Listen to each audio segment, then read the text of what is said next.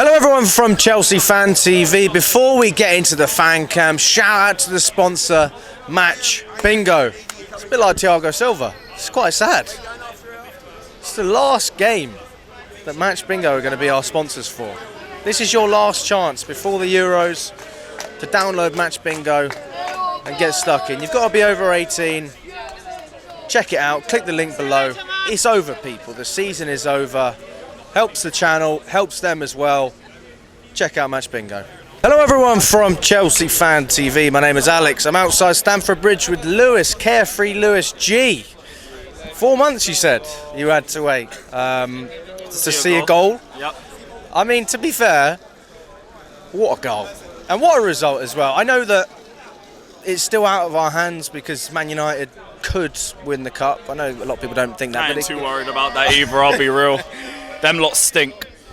But I mean, Caicedo's goal, that's got to be one of the classics. David Beckham-esque, a bit like Declan Rice's, better than Declan Rice's when he scored against us.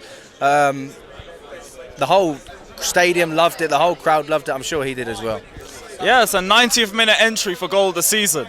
And he might have won it. I would have pushed for Palmer v Luton every day of the week before that one. Because Caicedo's been well overdue a goal. Remember the Spurs one that got disallowed, rightly or wrongly, I can't remember for the life of me. But he's been deserving of a moment like that because I've been saying for months personally, that's been our best midfielder this season. Starts a bit slowly, needs to get his match sharpness up. Played in an awful structure for numerous parts of the season, had to cover like, what, 30, 40 yards by himself. But you can see the quality that this player possesses. Now that he's scored, hopefully people stop talking about for the price tag and has he performed well for 150 million. When he plays well, when a player plays well, you don't care about the price tag. You just talk about the performance. Caicedo had an amazing 45 minutes. And honestly, I think we missed him when we came off because we lost control in the midfield. That second half wasn't as good as the first half. We looked a lot more shakier in possession. The final third problems were, to be honest, prevalent throughout the game. Like, we're very wasteful in terms of all of the forward line. Prevalent throughout the whole season. All of the season, but it's like, just yet another reminder, yet another bad second half, but we did enough to hold on to the game. We got done straight after the second goal, which, to be honest, is just Cucurella getting done from a bad position. He's flat-footed, and it's a deflection going into the back of the net. You can't really do too much about it. Just thankfully we held on. I don't know if it's because of the occasion with it being Thiago Silva's last game or maybe it's because we turned the corner or whatever, but also Gallagher. I want to shout out Gallagher because of that block at the end. If that's one of his last touches as a Chelsea player, Fez, thank you. I don't know whether he's going to stay or not, so I can't say thanks for the memories, and there's also very limited memories, but thank you for the block because you've basically secured 6th place for us, so we'll take that as a little W. Chalobah had a great block as well in the, I think that was at the first half or the second half? Probably both halves, to be honest. He had another good game. And that's the one player who I'm hoping we don't get rid of. Because that guy provides you experience. He was here from the Tuchel era. He was from the era when we were serious.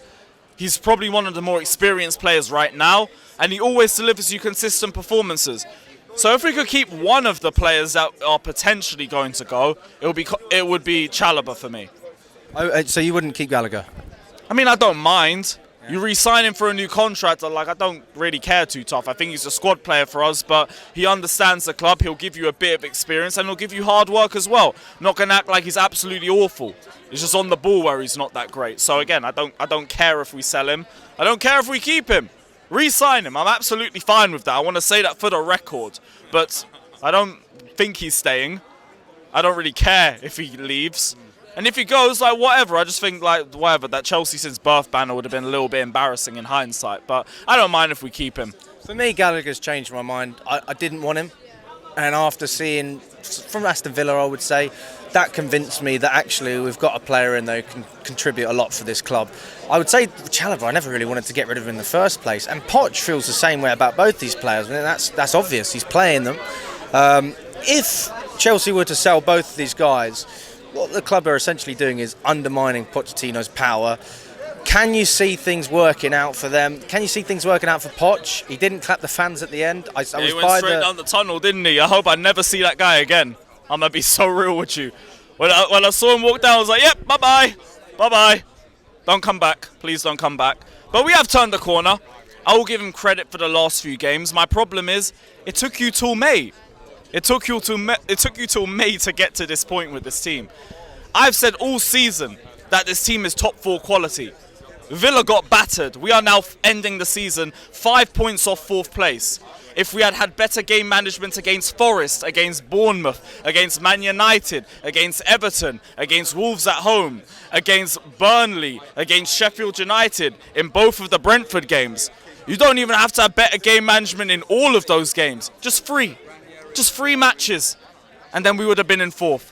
And then in spite of all the question marks, no one would complain because we're back in the Champions League. Even I would just be like, whatever, we're in the UCL, I don't care, we reached our target. You give him another year, I don't care. We have failed that target. Just because we lowered our target from top 4 to top 6, we're not going to act like what we've done is acceptable. We've woke up towards the end of the season, but we've shown that the quality of these players are there. The problem has been structure. For 80% of the season, the problem has been structure, the problem has been game management. That's why in terms of Pochettino, thank you for the end of the season. I have no faith in you. Fair enough. I still want him gone. If he's here next season, whatever. Don't talk to me about time. Don't talk to me about patience. Don't talk to me about injuries. Don't talk to me about nothing. You hit the ground running. You ball out immediately. And if you do that, we'll let you cook. But for now, this is not enough of a surface area for me to believe in. And even then, second half weren't great. Bournemouth had us for long periods of the match. They just weren't clinical in that game. So, still not enough to go off. We're talking about a 4-5 game run. And it's just great that we've had that run because it's the first time since 2022. But the bar's in hell. If you want to compare everything to 22 and 23, you're talking about very terrible football. Not anything that we've been used to. So you're talking about an improvement based on that. That's not where the standard should be. The standard should be exactly where it has been in the Roman era. I don't care if it's not the Roman era anymore. You want to get back to that. So you want to keep the same mindset and the same mentality. So for me, he's not done enough. He's not done enough. Go to next season if you're still here. I hope you're not still here. But if he's still here, then we have that conversation. But for me right now, still needs to go.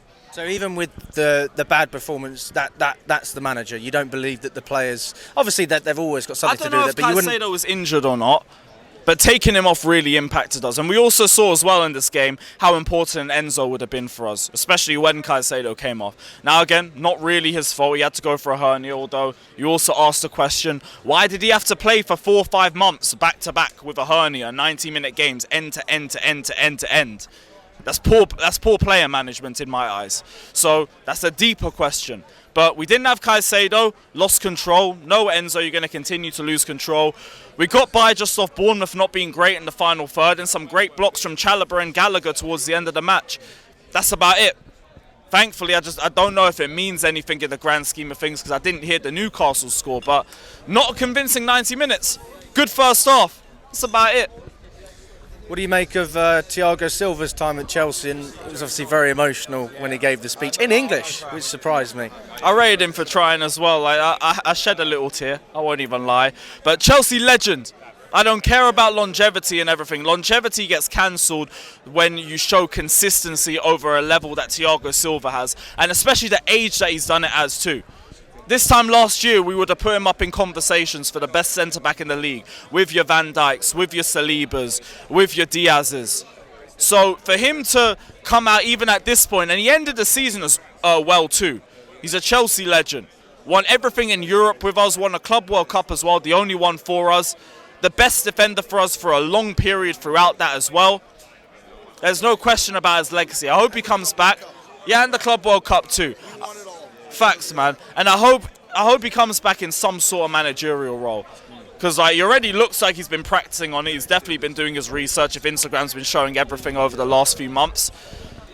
I hope the best for him. You go over to Brazil. You enjoy the last few years of your footballing career. I hope the absolute best for you. And yeah, thank you for your service. Because for what you produced, for the age that you produce it at, is sensational. Unheard of. Ridiculous. So for me, undisputed Chelsea legend, and I don't think anyone's going to disagree with that either. And the love that you show for the club, like, god damn, that was amazing. Like, I'm just sorry, I didn't mean to like grab the mic, but it's just like, you know, I've been a Chelsea fan for over 20 years, but like for a while, like, you know, football it got easy to like not to love football as much, but like you felt like players don't care as much. But Thiago Silva, like he gave his all 24/7. You saw him; he had tears in his eyes when he was at the game. Oh my God, that's the shit that like that's why my dad made me and my little brother watch the game because like it was incredible. I love the man. I also want to give a shout out to you guys. Like you guys have been incredible. Like after this therapy session I've had this season, you guys have been holding it down. Like I've been watching your videos week in and week out, man, and you guys have been incredible. Like I appreciate that. I love this club. Sorry to interrupt. No, it's all good, mate. And just to finish it off, how would you sum up Chelsea's season? How would you sum up your emotions? Do you think we've progressed from last year? Do you think we're going to continue to progress? We have progressed from last year, but the bar's in hell. That's why it doesn't really mean anything to me that we progress. We had 2/3 of the squad that didn't want to be here and the worst Chelsea attack in about 99 years. So like, I don't compare ourselves to last season. People do that for this Pochettino narrative because it's just BS. But we've progressed, if you want to say that. But if you want to ask my opinions on the season in one word, bittersweet. Because look at the way that we've ended. These players were clearly good enough for 4th. We have finished 5 points off 4th. We could have easily got right back into the Champions League. No one would have complained about the window. No one would have complained about the manager. No one would have complained about these inexperienced players. And no one would get more out of these players. No, they clearly would have because we finished 5 points off 4th. And I know people are going to say, but injuries. Why did we start playing our best football with our biggest injury crisis? Riddle me that. Clearly because we got a structure. That is it. So it's bittersweet to me. I'm glad that we ended the season well, but we just showed exactly what we were capable of throughout the season. And that's what kind of annoys me, because we could have been back in the Champions League. The project could have been exactly where everyone targeted it to be. But now we have to pretend top 6 is good.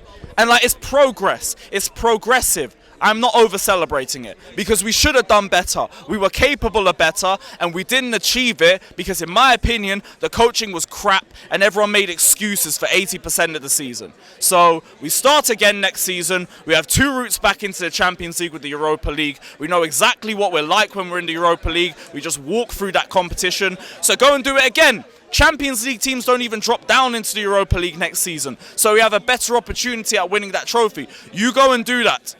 But in terms of this season, just bittersweet. We could have got 4th. I said all season this team was capable of competing for top 4th, and we got let down because of poor management. So, whatever. At least we got top 6 at the end of it.